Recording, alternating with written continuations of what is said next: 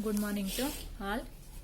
In last class already studied total product curve and marginal product curve and average product curves also you understood, and diagram also understood. Now we'll go into next concept, returns to scale ಅಂದ್ರೆ ಪ್ರತಿಫಲಗಳ ಪ್ರಮಾಣ ಅಂತ ಹೇಳ್ಬಿಟ್ಟು ನಾವು ಕರಿತೀವಿ. First understood meaning of returns to scale. Its meaning, the behavior of production or returns when all the productive factors are increased or decreased simultaneously in the same ratio is called returns to scale. ಅಂದರೆ ಪ್ರತಿಫಲಗಳ ಪ್ರಮಾಣ ಅಂತ ಹೇಳ್ಬಿಟ್ಟು ಕರಿತೀವಿ. ಪ್ರತಿಫಲಗಳ ಒಂದು ಪ್ರಮಾಣ ಅಂತಂದ್ರೆ production in returns when all the productive factor are increase. ಅಂದ್ರೆ ಉತ್ಪನ್ನ ಅನ್ನೋಂಥದ್ದು ಒಂದು ಏಕಕಾಲದಲ್ಲಿ ಹೆಚ್ಚಾಗುವಂಥದ್ದು ಅಥವಾ ಕಡಿಮೆ ಆಗುವಂಥದ್ದು ಇರುತ್ತಲ್ವಾ, ಹೆಚ್ಚಾಗುವಂಥದ್ದು ಅಥವಾ ಕಡಿಮೆ ಆಗುವಂಥದ್ದನ್ನೇ ನಾವೇನಂತ ಕರಿತೀವಿ, ರಿಟರ್ನ್ಸ್ ಟು ಸ್ಕೇಲ್ ಅಂತ ಹೇಳ್ಬಿಟ್ಟು ನಾವು ಕರಿತೀವಿ. ಪ್ರತಿಫಲಗಳ ಪ್ರಮಾಣ ಅಂತ ಹೇಳ್ಬಿಟ್ಟು ನಾವು ಕರಿತೀವಿ. Understood. Next will go types of returns to scale. So here it's have three types, classification of 3 types of returns to scale. So first one, increasing returns to scale, in short form IRS expand increasing returns to scale. Second one, constant returns to scale, CRS expand constant returns to scale. Third one, diminishing returns to scale, DRS expand diminishing returns to scale. Understood? So returns to scale have 3 types, increasing returns to scale and constant returns to scale, diminishing returns to scale. Understood? So this one ask 2 marks question important. Next we'll go explain of 3 types. 3 types alle increasing returns to scale ಅಂದ್ರೆ ಮೊದಲನೇದು increasing returns to scale, ಏರಿಕೆಯ ಪ್ರತಿಫಲ ನಿಯಮ ಅಂತ ಹೇಳ್ಬಿಟ್ಟು ನಾವು ಹೇಳ್ತೀವಿ, ಅಥವಾ ಏರಿಕೆಯ ಪ್ರತಿಫಲ ಅಂತ ಹೇಳ್ಬಿಟ್ಟು ನಾವು ಕರಿತೀವಿ, ಪ್ರಮಾಣ ಅಂತ ಕರಿತೀವಿ. It's means when a proportional increases in all inputs result in increase in output by a larger proportion. So it is called increasing returns to scale. ಅರ್ಥ ಇದೆಯಾ? ಏರಿಕೆ ಪ್ರತಿಫಲ ಪ್ರಮಾಣ ಅಂತ ಕರಿತೀವಿ. ಏರಿಕೆ ಪ್ರತಿಫಲ ಪ್ರಮಾಣ ಅಂತಂದ್ರೆ when a proportional increase in all inputs, ಎಲ್ಲಾ ಒಂದು ಉತ್ಪಾದನಾಂಗಗಳನ್ನು ಕೂಡ ನಾವು ಹೆಚ್ಚಿಗೆ ಮಾಡಿದಾಗ ಉತ್ಪಾದನೆಯಲ್ಲಿ ರಿಸಲ್ಟ್ ಅನ್ನು ಇನ್ಕ್ರೀಸ್ ಇನ್ ಔಟ್ಪುಟ್, ಉತ್ಪಾದನೆಯನ್ನು ಕೂಡ ಏನಾಗುತ್ತೆ ಅದು ಹೆಚ್ಚು ಮಾಡದಂತಂದ್ರೆ ಉತ್ಪಾದನಾಂಗಗಳ ಬಳಕೆಯನ್ನು ಹೆಚ್ಚು ಮಾಡಂತ ಒಂದು ರೀತಿನಲ್ಲೇ ಉತ್ಪಾದನೆಯನ್ನು ಕೂಡ ಏನಾಗುತ್ತೆ ಹೆಚ್ಚಾಗ್ತಾ ಹೋಗ್ತಾ ಇರುತ್ತೆ. ಸೊ ಅದನ್ನೇ ಇನ್ಕ್ರೀಸಿಂಗ್ ರಿಟರ್ನ್ಸ್ ಟು ಸ್ಕೇಲ್ ಅಂತ ಹೇಳ್ಬಿಟ್ಟು ನಾವು ಕರಿತೀವಿ. ಅಂದ್ರೆ ಏರಿಕೆಯ ಒಂದು ಪ್ರತಿಫಲ ಪ್ರಮಾಣ ಅಂತ ಹೇಳ್ಬಿಟ್ಟು ನಾವು ಕರಿತೀವಿ. Understood? So in example 50% increase all factors by a firm. ಒಂದು ಉದ್ಯಮ ಘಟಕದಲ್ಲಿ 50% ಅಷ್ಟು ಹೆಚ್ಚಾದಂತ ಉತ್ಪಾದನಾಂಗಗಳನ್ನ ಬಳಕೆ ಮಾಡ್ತೀವಿ ಅನ್ಕೊಂಡಾಗ it's in a result in more then 60% increase in total output. ಅಂದ್ರೆ 50ಕ್ಕಿಂತ ಕೂಡ ಹೆಚ್ಚು, ಅಂದ್ರೆ 60ಕ್ಕೂ ಕೂಡ ಹೆಚ್ಚಿನ ಒಂದು ಮಟ್ಟದ ಒಂದು ಉತ್ಪನ್ನವನ್ನ ಉತ್ಪಾದನೆ ಮಾಡುತ್ತೆ. So in case of increase returns to scale if the more then double, ಇದು ಡಬಲ್ ಆಗ್ಬಹುದು, ಮತ್ತೆ ಈ ಒಂದು 50% ಉತ್ಪಾದನಾಂಗಗಳನ್ನ ಬಳಕೆ ಮಾಡಿ ಅದಕ್ಕಿಂತ ಉತ್ಪಾದನೆ ಅನ್ನುವಂಥದ್ದು ಏನಾಗಬೇಕಾಗತ್ತೆ, ಟೋಟಲ್ ಔಟ್ಪುಟ್ ಇನ್ಕ್ರೀಸ್ ಆಗ್ತಾ ಹೋಗತ್ತಲ್ವಾ, ಇನ್ಕ್ರೀಸ್ ಆಗ್ತಾ ಇರತ್ತಲ್ವಾ. ಸೊ ಆ ರೀತಿ ಇನ್ಕ್ರೀಸ್ ಆಗುವಂಥದ್ದನ್ನೇ ನಾವೇನಂತ ಕರಿತೀವಿ, ಇನ್ಕ್ರೀಸಿಂಗ್ ರಿಟರ್ನ್ಸ್ ಟು ಸ್ಕೇಲ್ ಅಂತ ಹೇಳ್ಬಿಟ್ಟು ನಾವು ಕರಿತೀವಿ. ಏರಿಕೆಯ ಪ್ರತಿಫಲ ಪ್ರಮಾಣ ಅಂತ ಹೇಳ್ಬಿಟ್ಟು ನಾವು ಕರಿತೀವಿ. Understood? Increasing returns to scale. Next we'll go constant returns to scale, CRS expand constant returns to scale. So its meaning when a proportional increase in all inputs result an increase in output by the same proportion, it is called constant returns to scale. ಅರ್ಥ ಆಗಿದೆಯಾ? ಅಂದ್ರೆ ಸ್ಥಿರ ಪ್ರತಿಫಲಗಳ ಪ್ರಮಾಣ ಅಂತ ಕರಿತೀವಿ. ಸ್ಥಿರ ಪ್ರತಿಫಲಗಳ ಒಂದು ಪ್ರಮಾಣ ಅಂತಂದ್ರೆ ಏನಪ್ಪಾ ಅಂದ್ರೆ when a proportional increase in all inputs ಅನ್ನ ನಾವು ಹೆಚ್ಚಾಗಿ ಬಳಕೆ ಮಾಡ್ಕೊಳ್ತೀವಿ. ಇನ್ಕ್ರೀಸ್ ಇನ್ ಔಟ್ಪುಟ್ ಆಲ್ಸೋ, ಅಂದ್ರೆ ಉತ್ಪಾದನಾಂಗಗಳನ್ನು ಹೆಚ್ಚಾಗಿ ಬಳಕೊಂಡಾಗ ಉತ್ಪಾದನೆನೂ ಕೂಡ ಏನಾಗಿರುತ್ತೆ ಅಷ್ಟೇ ಪ್ರಮಾಣದಲ್ಲಿ ಹೆಚ್ಚಳ ಅನ್ನೋಂಥದ್ದು ಆಗಿರುತ್ತೆ. By the same preparation it is called CRS, ಸ್ಥಿರ ಪ್ರತಿಫಲಗಳ ಪ್ರಮಾಣ ಅಂತ ಹೇಳ್ಬಿಟ್ಟು ನಾವು ಕರಿತೀವಿ. ಕಾನ್ಸ್ಟೆಂಟ್ ರಿಟರ್ನ್ಸ್ ಟು ಸ್ಕೇಲ್ ಅಂತ ಹೇಳ್ಬಿಟ್ಟು ಕರಿತೀವಿ. Understood? So here inputs is equal to output. Input ಯಾವ ರೀತಿ ಹೆಚ್ಚಳ ಆಗುತ್ತೋ ಔಟ್ಪುಟ್ ಕೂಡ ಅದೇ ರೀತಿಯಾದಂತಹ ಒಂದು ಹೆಚ್ಚಳ ಆದ್ರೆ ಅದನ್ನೇ ನಾವು ಕಾನ್ಸ್ಟೆಂಟ್ ರಿಟರ್ನ್ ಸ್ಕೇಲ್ ಅಂತ ಹೇಳ್ಬಿಟ್ಟು ನಾವು ಕರಿತೀವಿ. Understood? So in example the inputs are double then the output become a double. ಅಂದ್ರೆ ಇನ್ಪುಟ್ ಇಲ್ಲಿ ಡಬಲ್ ಆದಾಗ, ದ್ವಿಮುಖ ಆದಾಗ, ಸೊ ಔಟ್ಪುಟ್ ಕೂಡ ಏನಾಗುತ್ತೆ, ಡಬಲ್ ಆಗುವಂತದನ್ನ ನಾವು ನೋಡ್ತೀವಿ.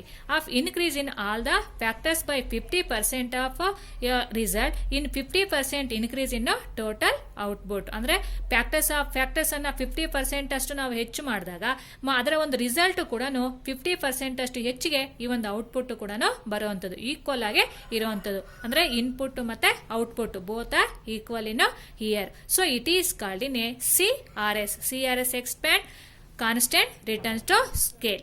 Understood? Next we will go in DRS, diminishing return scale ಅಂತ ಹೇಳ್ಬಿಟ್ಟು ನಾವು ಹೇಳ್ತೀವಿ. It means when a proportional increase in all inputs result in an increase in output by the smaller proportion. It is called diminishing return scale. ಅಂದ್ರೆ ಇಳಿಕೆಯ ಒಂದು ಪ್ರತಿಫಲ ಪ್ರಮಾಣ ಅಂತ ಹೇಳ್ಬಿಟ್ಟು ನಾವು ಹೇಳ್ತೀವಿ. ಇಳಿಕೆಯ ಒಂದು ಪ್ರತಿಫಲ ಪ್ರಮಾಣದಲ್ಲಿ ಇಲ್ಲಿ ಪ್ರಪೋರ್ಷನಲ್ ಇನ್ಕ್ರೀಸ್ ಮಾಡ್ಕೊಳ್ತೀವಿ ನಾವು. ಅಂದ್ರೆ ಇನ್ಪುಟ್ಸ್ ಅನ್ನ ಇನ್ಕ್ರೀಸ್ ಮಾಡ್ಕೊಳ್ತೀವಿ. ಅದೇ ಪ್ರಮಾಣದಲ್ಲಿ ಇಸ್ ಅನ್ನು increase in output by A smaller proportion. ಅದೇ ಪ್ರಮಾಣದಲ್ಲಿ ಉತ್ಪನ್ನ ಅನ್ನುವಂಥದ್ದು ಹೆಚ್ಚಾಗಲ್ಲ, ಕಡಿಮೆ ಪ್ರಮಾಣದಲ್ಲಿ ಅದು ಇರುತ್ತೆ. ಸೊ ಇದನ್ನೇ ನಾವು ಡಿಮಿನಿಷಿಂಗ್ ರಿಟರ್ನ್ಸ್ ಟು ಸ್ಕೇಲ್ ಅಂತ ಹೇಳ್ಬಿಟ್ಟು ನಾವು ಕರಿತೀವಿ. ಅಂಡರ್ಸ್ಟುಡ್? ಅಂದ್ರೆ ಇಲ್ಲಿ ಉತ್ಪಾದನಾಂಗಗಳು ನಾವು ಬಳಕೆ ಮಾಡ್ತೀವಿ, ಉತ್ಪಾದನಾಂಗಗಳ ಬಳಕೆ ಹೆಚ್ಚಾಗತ್ತೆ. ಅದು ಹೆಚ್ಚಾದಂತ ಒಂದು ಮಟ್ಟದಲ್ಲಿನೇ ಔಟ್ಪುಟ್ ಅಂದ್ರೆ ಉತ್ಪನ್ನ ಅನ್ನೋಂಥದ್ದು ಕೂಡ ಹೆಚ್ಚಾಗಲ್ಲ, ಅಂದ್ರೆ ಕಡಿಮೆ ಪ್ರಮಾಣದಲ್ಲಿ ಅದು ಹೆಚ್ಚಳ ಆಗ್ತಾ ಇರುತ್ತೆ. ಸೊ ಅದನ್ನೇ ಡಿಮಿನಿಷಿಂಗ್ ರಿಟರ್ನ್ಸ್ ಟು ಸ್ಕೇಲ್ ಅಂತ ಹೇಳ್ಬಿಟ್ಟು ನಾವು ಕರಿತೀವಿ. Understood? So in example 50% increase in all the factors. ಇವಾಗ 50% ಇನ್ಕ್ರೀಸ್ ಆಗಿರುತ್ತೆ, ಫ್ಯಾಕ್ಟರ್ಸ್ ಅನ್ನ ಇನ್ಕ್ರೀಸ್ ಮಾಡ್ಕೊಳ್ತೀವಿ. ಆದ್ರೆ 40% ಇನ್ಕ್ರೀಸ್ ಇನ್ ಔಟ್ಪುಟ್, 40% ಮಾತ್ರನೇ ಇನ್ಕ್ರೀಸ್ ಇನ್ ಔಟ್ಪುಟ್, ಉತ್ಪನ್ನ ಅನ್ನೋಂಥದ್ದು 40% ಹೆಚ್ಚಾಗುವಂಥದ್ದನ್ನ ನಾವು ನೋಡ್ತೀವಿ. ಅಂಡರ್ಸ್ಟುಡ್? ಅಂದ್ರೆ ಇಲ್ಲಿ ಉತ್ಪಾದನಾಂಗಗಳ ಬಳಕೆ ಜಾಸ್ತಿ ಇರುತ್ತೆ, ಉತ್ಪನ್ನ ಅನ್ನೋಂಥದ್ದು ಏನಾಗಿರುತ್ತೆ, ಕಡಿಮೆ ಇರುವಂತದ್ದು. ಸೊ ಇದನ್ನೇ ನಾವೇನಂತ ಕರಿತೀವಿ, DRS, diminishing returns to scale ಅಂತ ಹೇಳ್ಬಿಟ್ಟು ನಾವು ಕರಿತೀವಿ. Understood? So it's in important in 4 marks question. Okay, so next another concept, Cobb-Douglas production function. So it is in a new concept, Cobb-Douglas production functions.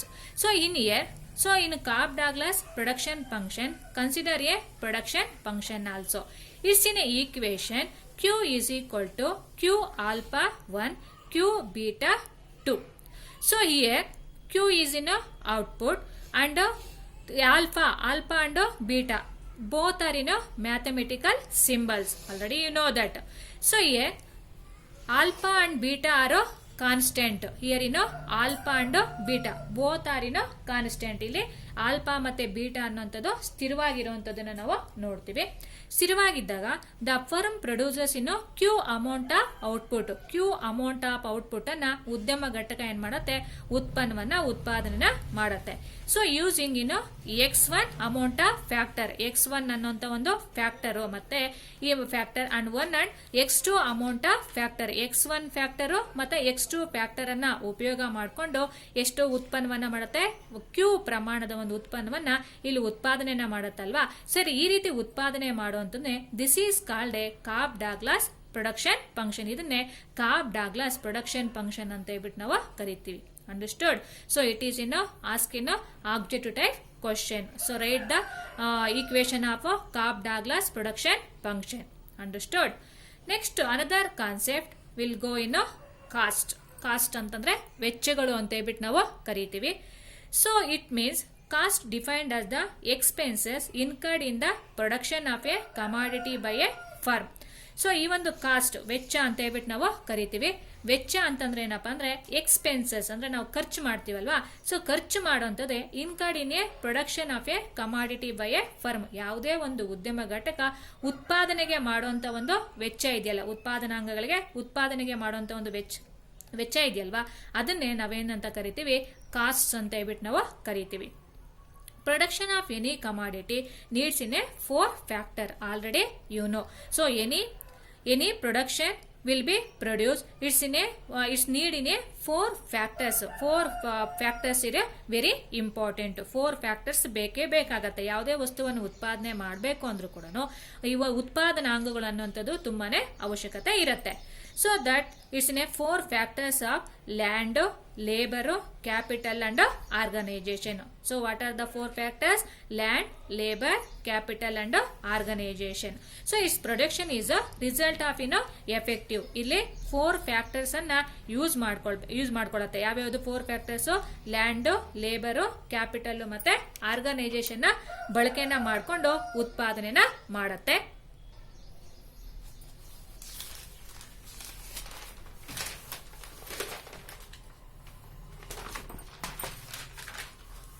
Timings ನೋಡು. ಮೇಲೆ ಗೊತ್ತಾಯ್ತದ ನೋಡಲ್ಲೇ 10 minutes ಆಗೈತೆ.